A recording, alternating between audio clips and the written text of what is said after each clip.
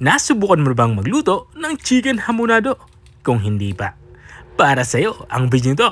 Dahil dito ay magluluto tayo ng chicken hamonado.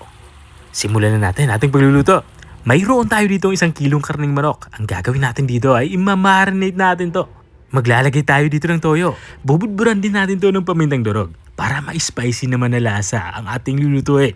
At Ajinomoto para pampalinamnam. Pero para sa mga hindi gumagamit ng Ajinomoto, skip nyo na to. At dahil nga hamonado yung ating lulutuin, maglalagay tayo dito ng pampatamis.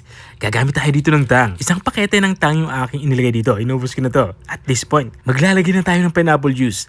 1 maliit na lata ng pineapple juice yung aking inilagay dito. Inubos ko na din to. At halo nga natin to para kumapit yung ating mga inilagay na pampalasa dito sa ating karning manok.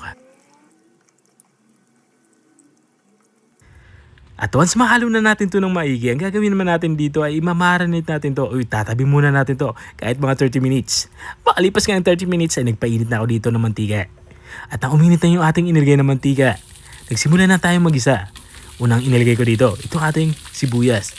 Pula yung ginagamit ko dito, pero pwede kayong gumamit dito ng puti. Walang problema yan. Naglagay din ako dito ng bawang.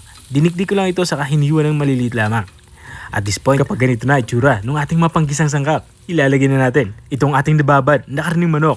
Balang ginawa ko dito ay siniparate ko yung sabaw o yung ating pinagbabara dito sa karne. At kung nandiyan ka pa rin at nanonood hanggang dito sa parte ng aking video, ibig sabihin na interesado ka sa aking niluluto.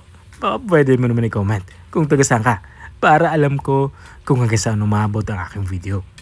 Balik tayo dito sa ating nilulutong ulam. Naigisa na nga natin yung ating karning manok. At this point ay maglalagay ako ng 1 perasong chicken cube. At para naman sa ating aromatics, maglalagay tayo dito ng star anise. At ilalagay na din natin itong ating pinagbabaran or reserve na marinade.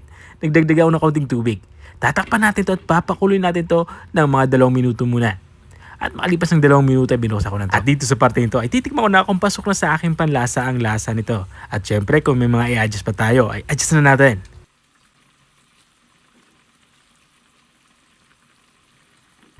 At dahil nga para sa akin okay na yung lasa nito, ang gagawin ko naman itatakpak ko nito hanggang sa tuluyan na itong maluto at maiga yung sabaw. Makalipas nga ng 15 minutes na pagpapakulo ay binuksan ko na to. At this point ay sigurado na ako lutong-luto na nga itong ating ulam pananghalian dahil halos maiga na ang sabaw nito. Kaya naman, pwede na natin ito i-serve. Ito na nga yung ating chicken hamonado. Kung nakarating ka hanggang dito sa dulo ng aking video, maraming salamat sa panunood.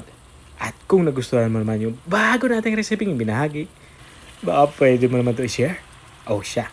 Hanggang dito na lang ako. Kita ulit sa mga susunod kong mga videos. Paalam! Bye-bye!